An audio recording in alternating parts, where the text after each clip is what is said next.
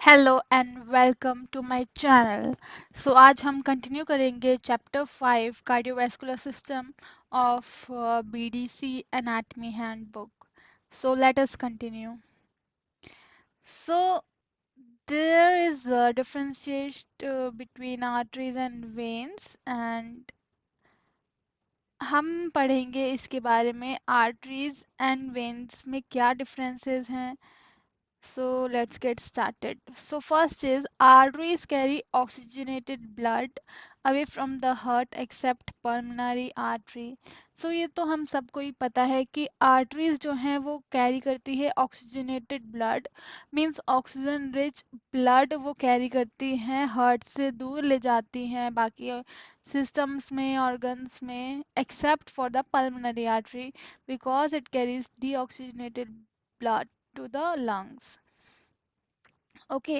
And अगर veins में देखें तो veins carry deoxygenated blood towards the heart except pulmonary veins. So veins जो हैं वो कैरी करते हैं डीऑक्सीजनेटेड ब्लड, मींस ऐसा ब्लड जो जिसमें ऑक्सीजन नहीं है या कम है. ठीक है. सो वो ब्लड वो हार्ट के पास ले जाता है. And except for pulmonary veins को छोड़ के जो कि ऑक्सीजनेटेड ब्लड लंग्स से हार्ट की तरफ लाती हैं. Okay. So second point, these are mostly deeply situated in the body. So arteries के लिए बोल रहे हैं कि जो आर्टरीज होती हैं वो मोस्टली हम बॉडी में डीप पाएंगे. ठीक है. ये डीप प्रेजेंट होती हैं, गहराई में प्रेजेंट होती हैं, सुपरफिशियली नहीं दिखेंगी, उतनी डीप में दिखेंगी. एंड वीन्स के लिए बोला जा रहा है these are superficial and deep in location. So veins आपको सुपरफिशियली भी दिखेंगी एंड डीपली भी सिचुएटेड दिखेंगी. Third is these are thick walled highly muscular except arteries of cranium and vertebral column. So arteries जो हैं वो थिक वॉल्ड होती हैं, मीन्स उनकी जो वॉल्स होती हैं, जो ब्लड वेसल्स की जो वॉल है वो मोटी होती है. ठीक है. और हाईली मस्कुलर होती है एक्सेप्ट क्रेनियम और वर्टिब्रल कॉलम की आर्टरीज को छोड़ के. ठीक है. एंड वीन्स में दीज आर थिन वॉल्ड, ये थिन वॉल्ड होती है, इनकी जो वॉल होती है वो पतली होती है. Okay. Fourth point, these possesses narrow lumen. Arteries में जो बीच का पोर्शन होता है ब्लड वेसल्स में, ल्यूमेन जो होता है जहाँ पे ब्लड फ्लो करता है वो थोड़ा छोटा होता है. ठीक है. एंड वीन्स में वाइड होता है, मीन्स बड़ा होता है. ठीक है. फिफ्थ, आर्टरीज में वॉल्स जो हैं वो एब्सेंट होती हैं, valves are absent and veins में valves are present which provide unidirectional flow of blood. ये मैंने पिछली स्लाइड में अच्छे से समझाया है, आई होप आपको समझ आया होगा. Sixth, these are reddish in colour, क्योंकि वो ऑक्सीजनेटेड ब्लड ले जा रही हैं एंड मोर हीमोग्लोबिन है तो रेडिश इन कलर हैं ये. एंड वेन्स जो हैं वो ब्लूइश इन कलर हैं. Seventh, these show spurty movements of blood giving pulse and जो आर्टरीज हैं उसमें स्पर्टी मूवमेंट होता है ब्लड का, uh, इसलिए पल्स महसूस हो जाती है. ठीक है. And veins shows sluggish movement of blood, veins में स्लगिश मूवमेंट होता है ब्लड का. Eighth point, blood in arteries moves with pressure. जो आर्टरीज में जो ब्लड होता है ना वो प्रेशर के साथ मूव करता है एंड ब्लड जो वेन्स में होता है वो बहुत लो प्रेशर के अंदर मूव करता है. Ninth point, arteries empty up at the time of death. Death के टाइम आर्टरीज जो हैं वो खाली हो जाती हैं and veins get filled up at time of death. Death के टाइम जो वेन्स हैं वो फिल्ड अप हो जाती हैं, भर जाती हैं. 10th point, if arteries if arterial wall is injured, the blood comes out like a fountain in a large area all around the artery. So tenth बोल रहा है कि अगर आर्टीरियल वॉल इंजरी होती है तो जो ब्लड है वो फाउंटेन की तरह निकलता है, ठीक है। एंड अगर वीनस वॉल इंजर होती है, वीन्स की जो वॉल है वो इंजर होती है, तो ब्लड जो है वो एक जैसे पूल की तरह फैलता है, ठीक है। पूल की तरह फैलता है, वो फाउंटेन की तरह नहीं आता है। अब बात करते हैं blood and nerve supply of veins. पहले हमने देखा था blood and nerve supply of arteries, अब हम बात करेंगे blood and nerve supply of veins. These large The larger veins, like the arteries, are supplied with nutrient vessels called vasa vasorum.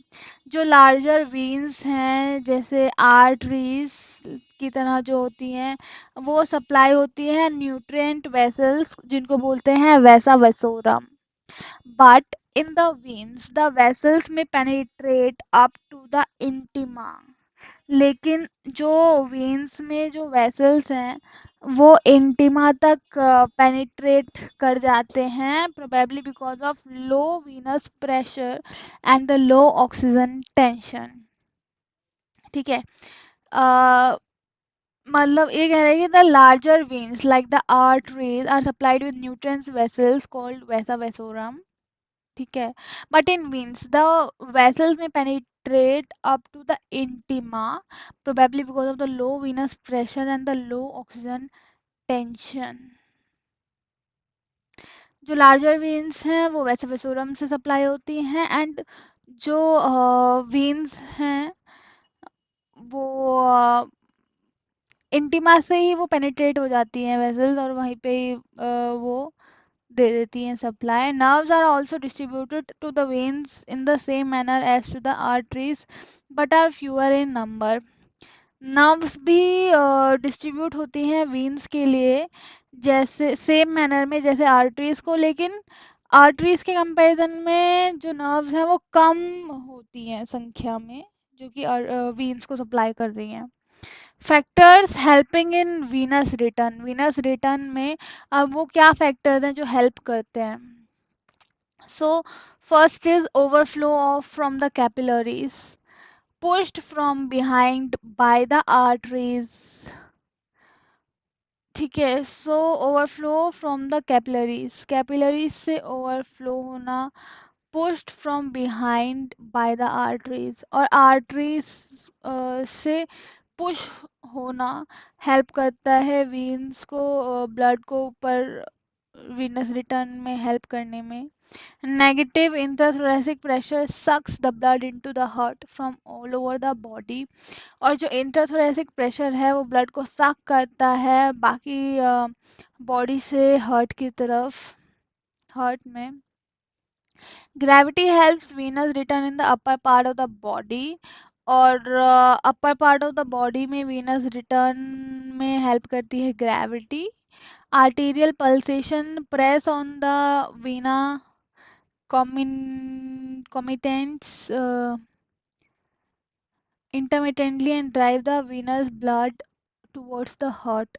और जो आर्टीरियल पल्सेशंस हैं मींस आर्टीरियल में जो blood flow होता है वो पल्सटाइल होता है, राइट। सो पल्सटाइल की वजह से आर्टरीज में पल्सेशन सेंसेशन होती है, पल्स की सेंसेशन होती है, तो वो वीन्स पे प्रेशर डालती है जिसकी वजह से वो भी पंप होती हैं एंड ब्लड को टुवर्ड्स द हार्ट वो ड्राइव करती हैं veins. Venous valves prevent any regurgitation of the luminal blood.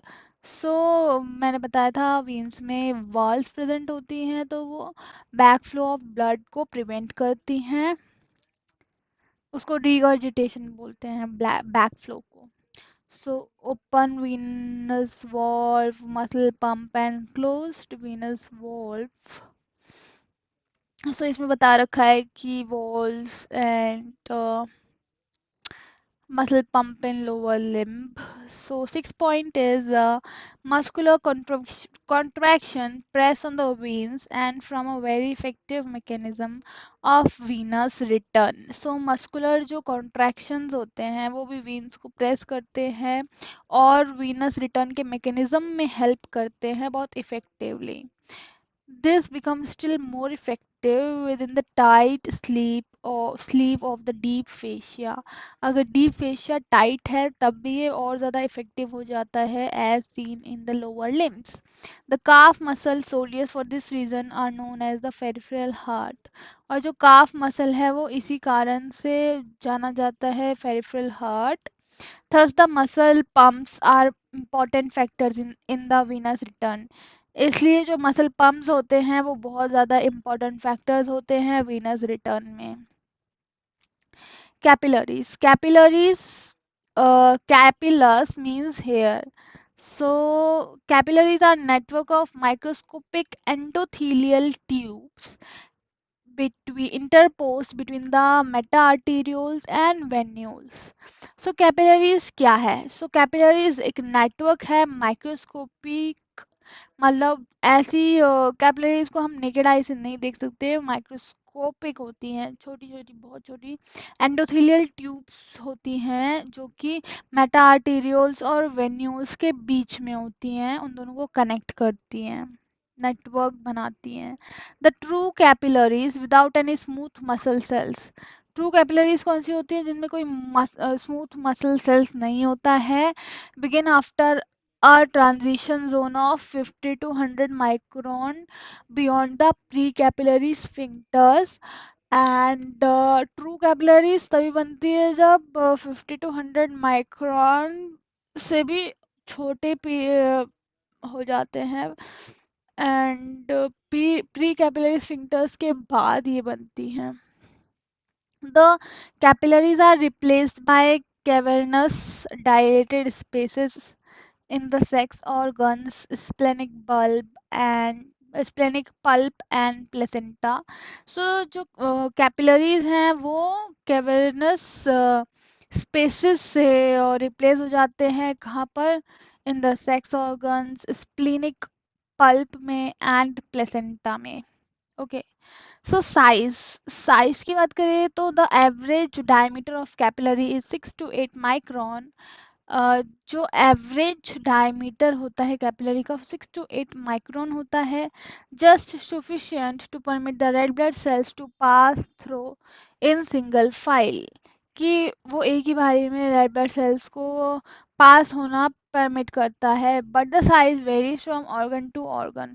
लेकिन जो साइज होता है वो ऑर्गन टू ऑर्गन वेरीज करता है. It is smallest in the brain and intestines. और ये सबसे स्मॉलेस्ट होती हैं कैपिलरीज ब्रेन में, इंटेस्टाइन्स में, एंड लार्जेस्ट होती हैं 20 माइक्रोन की in the skin and bone marrow में. लार्जेस्ट होती हैं स्किन एंड बोन मैरो में, स्मॉलेस्ट होती हैं ब्रेन एंड स्मॉल इंटेस्टाइन में.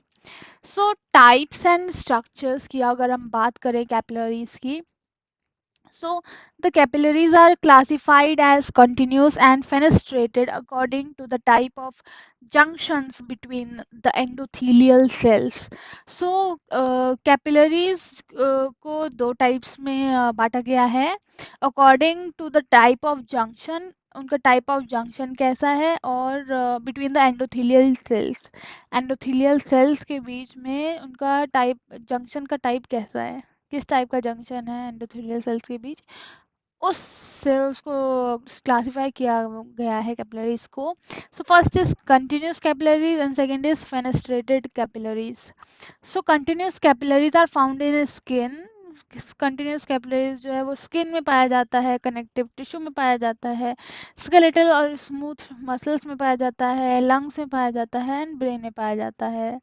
These allow passage across their walls of small molecule up to 10 micron size. और ये अपनी walls में जो है स्मॉल मॉलिक्यूल जिनका साइज 10 माइक्रोन तक का है उनका आना जाना ये करने देते हैं, ठीक है, अप टू 10 माइक्रोन साइज तक. लेकिन जो फेनेस्ट्रेटेड कैपिलरीज हैं are found in the renal glomeruli, renal glomeruli में प्रेजेंट होता है, इंटेस्टाइनल म्यूकोसा में प्रेजेंट होता है, एंडोक्राइन ग्लैंड्स में, पैनक्रियाज में। These allow the passage across their walls of larger molecules. और ये बड़े मॉलिक्यूल्स को ये जाने देते हैं 20 to 100 माइक्रोन साइज के जो होते हैं। कंटिन्यूस कैपिलरीज छोटे मॉलिक्यूल्स को अलाउ करता है आने जाना, ठीक है। एंड फेनेस्ट्रेटेड कैपिलरीज जो हैं वो सिर्फ बड़े 20 से 100 माइक्रोन साइज तक के मॉलिक्यूल्स को आना जाना अलाउ करते हैं। कंटिन्यूस वाले अप टू 10 माइक्रोन साइज के पार्टिकल्स को अलाउ करते हैं मॉलिक्यूल्स को, ठीक है। The capillary bed and post capillary venules form and enormous area for the exchange of nutrients, gases, metabolites, and water between the red and the intestinal fluid. So जो capillary bed है and post capillary venules हैं वो एक बड़ा सा area देते हैं ताकि वहाँ पे न्यूट्रिएंट्स इन सब का एक्सचेंज हो सके, न्यूट्रिएंट्स का एक्सचेंज हो सके, गैसेस का एक्सचेंज हो सके, मेटाबोलाइट्स का एक्सचेंज हो सके, वाटर का एक्सचेंज हो सके between blood and interstitial fluid. किस किस के बीच? ब्लड के भी, ब्लड से इंटरस्टिशियल फ्लूइड के बीच एक्सचेंज हो सके। Capillaries also allow migration of leukocytes out of the vessels, और कैपिलरीज ल्यूकोसाइट्स को बाहर जाने का भी अलाउ करते हैं वेसल्स के। अब हम बात करेंगे साइनोसॉइड्स के बारे में। So sinusoids replace capillaries in certain organs. जो साइनोसॉइड्स होते हैं वो रिप्लेस करते हैं कैपिलरीज को कुछ ऑर्गन्स में, लाइक लिवर में, स्प्लीन में, बोन मैरो में, सुप्रारीनल ग्लैंड्स में, पैराथायरॉइड ग्लैंड्स में, कॉर्टिकॉइड कैरोटिड बॉडी में, एल्सेट्रा।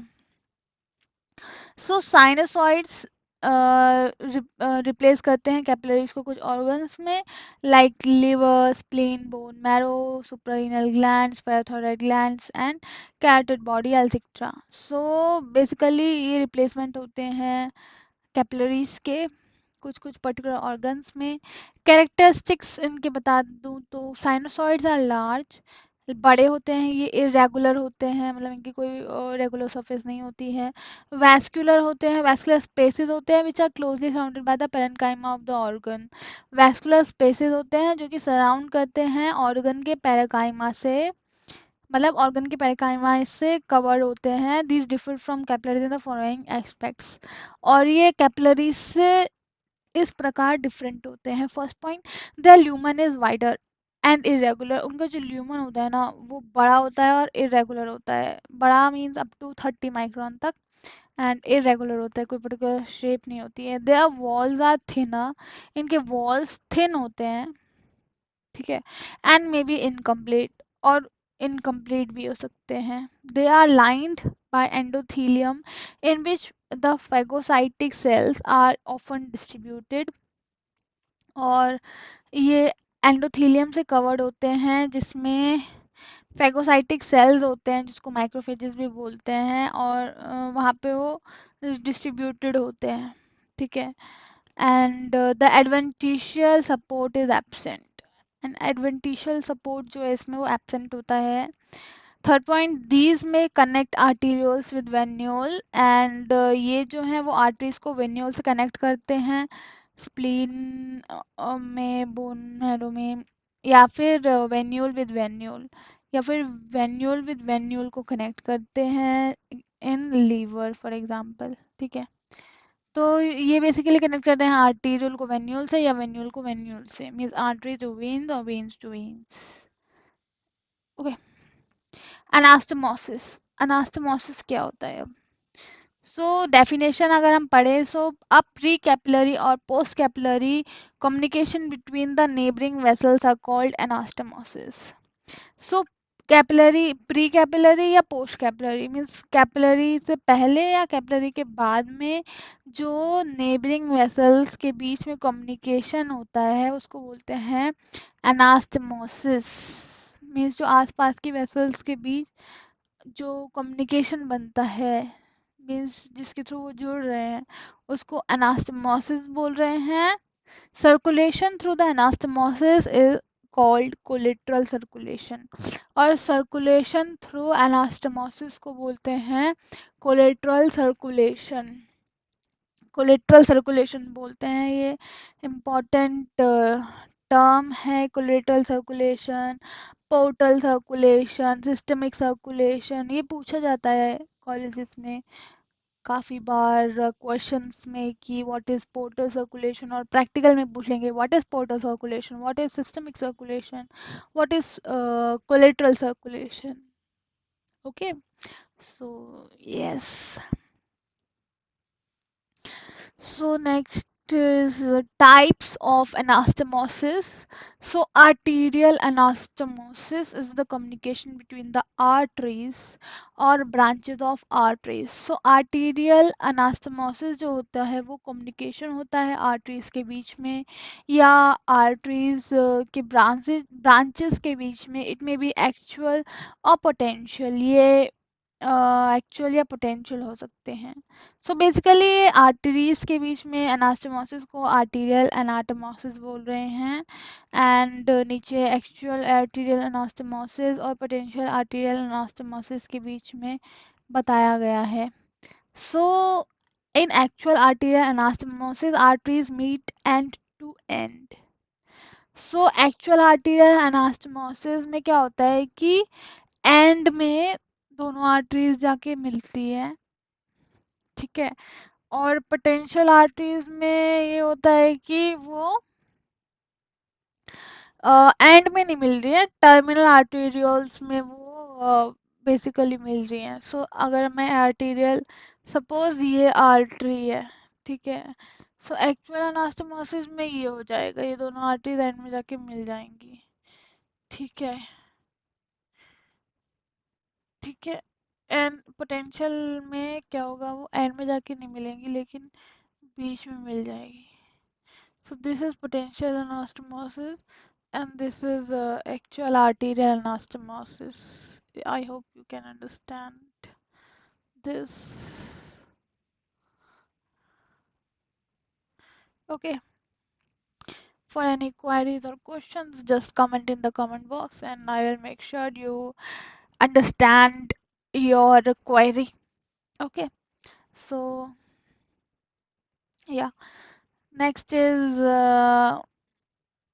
venous anastomosis. So anastomosis between veins or tributaries of veins is called a venous anastomosis. For example, dorsal venous arches of hand and foot.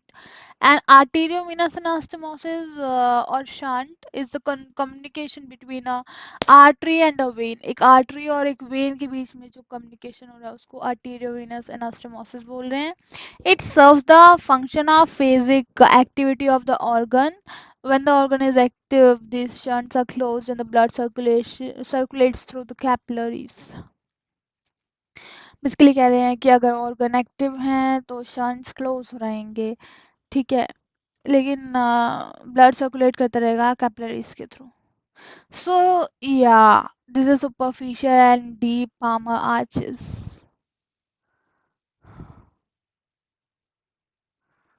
So these are actual anastomosis, actual arterial anastomosis.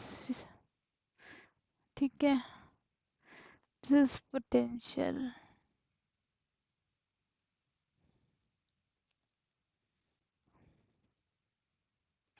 Okay, potential arterial anastomosis between coronary arteries. इसमें क्या हो रहा है, let me tell you, इसमें and में नहीं मिल रहे, इसमें एंड में नहीं मिल रहे हैं लेकिन टर्मिनल में मिल रहे हैं. सी टर्मिनल में मिल रहे हैं, not in ends. Okay. So however when the organ is at rest, however जब ऑर्गन जो है वो रेस्ट पे होता है, the blood bypass the capillary bed.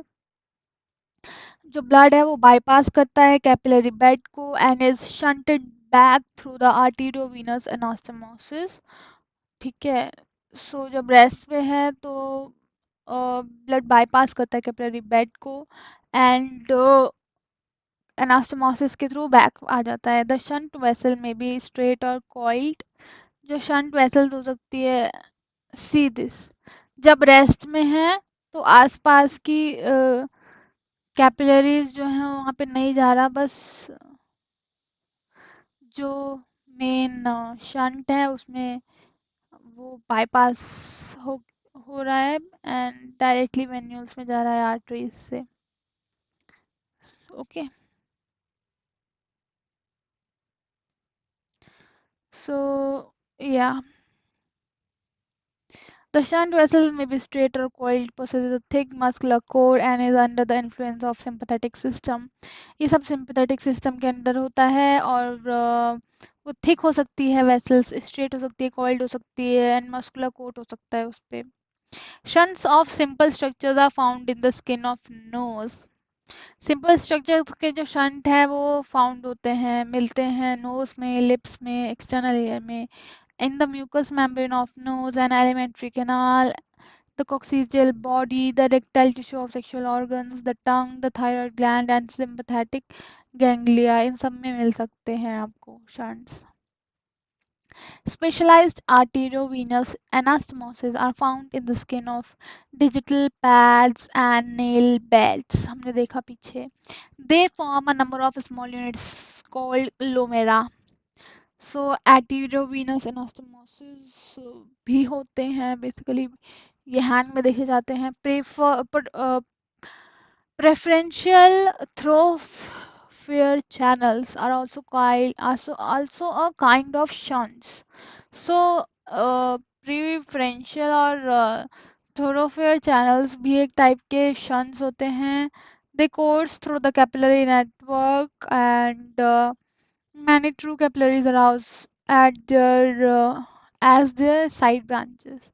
बहुत सारी कैपिलरीज इसमें से निकलती हैं और बेसिकली एक टाइप का शंट है। Only thoroughfare channel with its associated capillaries form a microcirculatory unit. The size of the unit is variable from 1 to 2 to 20 to 30 true capillaries. इसके बारे में थोड़ा बेसिक बता रखा है कि जो यूनिट का साइज होता है, एक माइक्रो सर्कुलेटरी यूनिट ये फॉर्म करती है और यूनिट का साइज होता है 1 to 2 to 20 to 30 true capillaries तक एंड ये टाइम टू टाइम पे जो नंबर ऑफ एक्टिव यूनिट्स हैं वो वेरी करते हैं। अब and arteries, so what is and arteries? ठीक है, सो ऐसी आर्टरीज जो अनास्टोमोसिस नहीं करती अपनी नेबर्स से उसको बोलते हैं and arteries.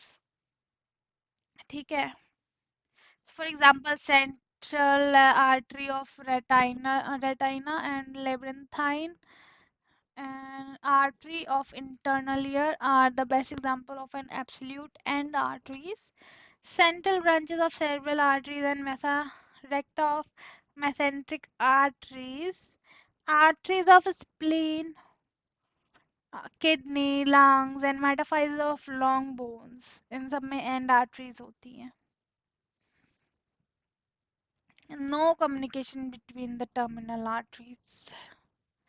Importance, so importance तो बहुत ज़्यादा है एंड आर्टरीज का, क्योंकि अगर कोई भी एक एंड आर्टरी का ब्लॉकेज हो जाए, ओकल्जन मीन्स ब्लॉकेज हो जाता है, तो बहुत ज़्यादा सीरियस न्यूट्रिशनल डिस्टर्बेंसेस आ जाते हैं resulting in death of the tissue supplied by it. और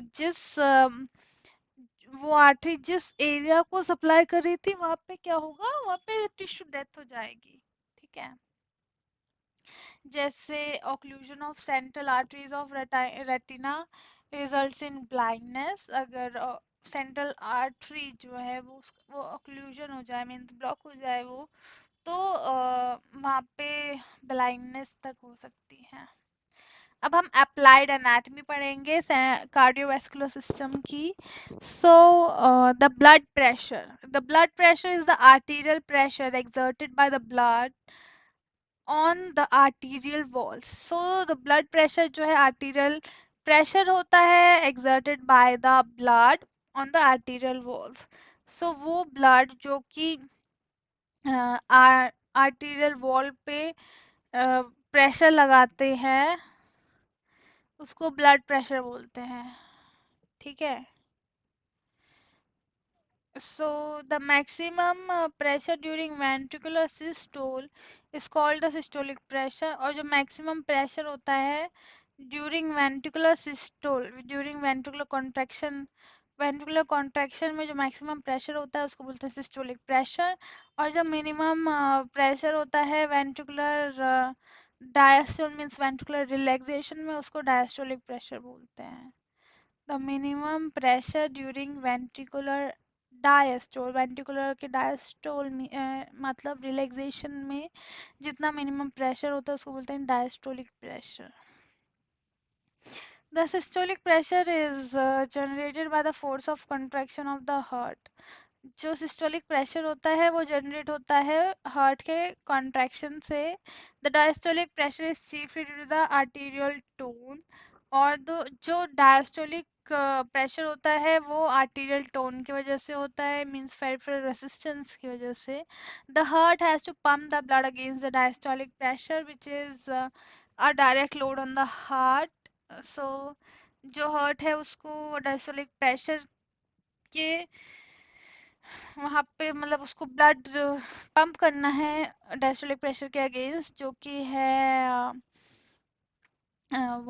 one 120 to 80 millimetre Hg। The systolic pressure ranging from, systolic pressure जो है वो रेंज करता है 110 to 130, and the diastolic pressure from the 70 to 80 degree 80 mmHg, and the difference between systolic and diastolic pressure is called pulse pressure. So systolic and diastolic pressure के बीच का जो difference होता है उसको बोलते हैं pulse pressure. So hemorrhage, so what is hemorrhage? Hemorrhage means basically bleeding, means कि जो blood vessels थी वो rupture हो चुकी है, वहां से खून निकल रहा है। So is the obvious result of rupture of the blood vessels. Venous hemorrhage causes oozing of blood, and arterial hemorrhage causes spurting of blood. So venous hemorrhage में क्या होता है कि oozing और pooling होती है blood की, मतलब blood simply फैल जाता है, और arterial hemorrhage में जो blood है वो एकदम फाउंटेन की तरह निकलता है। Okay. So vascular catastrophes are of two types, thrombosis and embolism. Means जो ब्लॉकेज होता है वो दो टाइप्स, मीन्स जो ब्लड जो जम जाता है ना उसको बोलते हैं थ्रोम्बोसिस, और उसका ही जो एक छोटा सा पार्ट होता है थ्रोम्बोसिस का उसको बोलते हैं embolism. So haemorrhage, all of them result in the loss of blood supply to the area of distribution of the vessel involved. So जब blood vessel rupture हो गई, वो blood पूरा लीक करने लग गया, एंड जो पर्टिकुलर एरिया पे जो ब्लड जाना चाहिए था वो वहाँ पे नहीं जा रहा है, अनलेस कि कोई कोलेटरल सर्कुलेशन है कि वो दूसरी नेबरिंग वेसल से वहाँ पे ब्लड आ रहा है, तब तक वो पार्ट ठीक रहेगा। अगर वहाँ पे कोई नेबरिंग वेसल नहीं है, कोई कोलेटरल सर्कुलेशन है ही नहीं, तो फिर वो जो एरिया होगा वो डेड हो जाएगा। Okay, arteriosclerosis. So arteriosclerosis क्या है? So in old age the arteries become stiff. Older age में क्या होता है, जो आर्टरीज होती है वो स्टिफ हो जाती है, ठीक है। This phenomena is called arteriosclerosis. इस फिनोमिना को बोलते हैं arteriosclerosis. This causes a variable reduction in the blood supply to the tissues, और ये एक वेरिएबल रिडक्शन करता है ब्लड सप्लाई में टिश्यूज को, and rise in systolic pressure, और सिस्टोलिक प्रेशर में राइज करता है। आर्टराइटिस एंड फ्लेबाइटिस, आर्टरीज की इन्फ्लेमेशन को बोलते हैं आर्टराइटिस, एंड वीन्स की वीन की इन्फ्लेमेशन को बोलते हैं phlebitis. Okay, phleb is used for vein. Arthroma, atheroma, atheroma are patchy changes developed in the tunica intima of arteries due to accumulation of cholesterol and other lipid compounds. Arteries most commonly narrowed are those in the heart, brain, small intestine, kidneys, and lower limbs. The changes are called thrombi. तो क्या होता है कि एथरोमा means patchy changes हो जाते हैं tunica intima means जो सबसे इनर लेयर होती है ब्लड वेसल्स की वहां पे कोलेस्ट्रॉल एक्यूमुलेट हो जाता है उसकी वजह से क्या होता है कि आर्टरीज नैरो हो जाती हैं जिससे कि ब्लड ढंग से नहीं जा पाता है अपने पर्टिकुलर एरिया पे जिसको वो सप्लाई कर रहा है और उन चेंजेस को बोलते हैं thrombi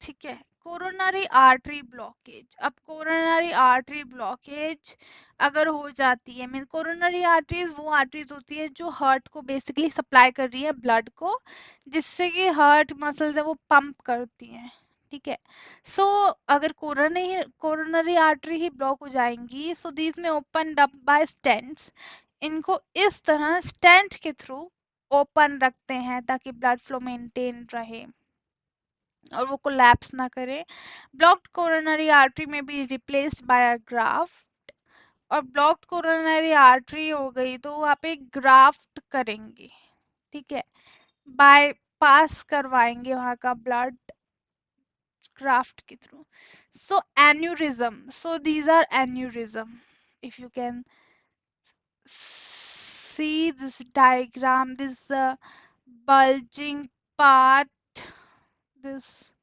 this is called aneurysm as you can see. Okay, so this is aneurysm. So aneurysm is the swelling or dilation of the blood vessel. Aneurysm जो होता है वो स्वेलिंग हो गई या डायलेट हो गया वो ब्लड वेसल का पार्ट जहाँ पे आर्टरी इन्फ्लेट हो जाती है एक बलून की तरह आर्टरी फूल जाती है एक बलून की तरह the wall of the blood vessel at the site of aneurysm is weaker and जहाँ पे ब्लड वेसल एन्यूरिज्म में फॉर्म हो रखी है वो पार्ट वीकर हो जाता है और थिनर हो जाता है then the rest of the blood vessel बाकी सारी ब्लड वेसल्स के कंपैरिजन में due to its likelihood to burst it poses a serious risk to health क्योंकि अब वो पतली भी हो चुकी है वहाँ पे बलून टाइप का बल्ज हो रखा है तो अब वहाँ पे थोड़ा रिस्क रहता है कि वो कहीं रप्चर ना कर जाए फूट ना जाए जिससे ब्लड लीक होगा हेमरेज हो जाएगा तो वो एक सीरियस रिस्क होता है हेल्थ के लिए ओके अब acute फ्लैबोथ्रोम्बोसिस acute phlebothrombosis so acute veins inflammation the veins of the lower limb are affected जो लोअर लिम्स की वेन होती हैं वो अफेक्ट होती हैं due to lack of the movement of leg there is thrombus formation with mild inflammation के साथ ही जो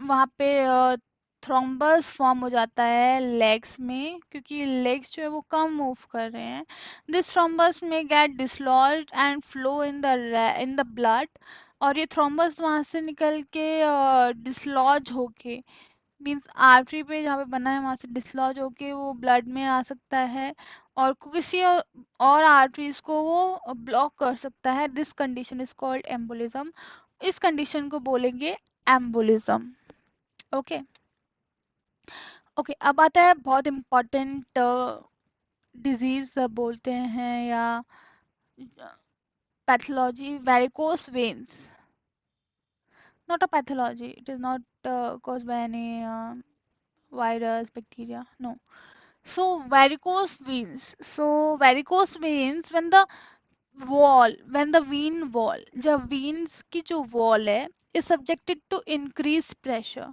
जब वहाँ पे बहुत ज़्यादा प्रेशर आ रहा है तो क्या होता है कि there is atrophy of muscle and elastic tissue with fibrous replacement जो जो तो जो इलास्टिक टिश्यू था ना वो वहाँ पे रिप्लेस हो जाता है मतलब कि नॉन इलास्टिक से और स्टिफ हो जाता है। This leads to stretching of the vein. इससे क्या होता है, वीन स्ट्रेच होती है। ठीक है, फाइब्रस टिश्यू से वो रिप्लेस हो गया, तो अब वहाँ पे स्ट्रेचिंग होगी वीन की with tortuosity and localized bulging हो जाएगी वहाँ पे। venous congestion of the feet is relieved by putting feet onto the stool and venous congestion कब feet का relieve होगा, जब पैर को स्टूल पे रखेंगे, that is higher than the trunk, जो कि ट्रंक से थोड़ा ऊंची ऊंचाई पे होगा। ठीक है, help in Venus returns and relief in tiredness. And इससे क्या होगा, टायर्डनेस रिलीफ होगी। वेरिकोस वीन्स में occur at the lower end of the oesophagus और इन द एनल कैनाल।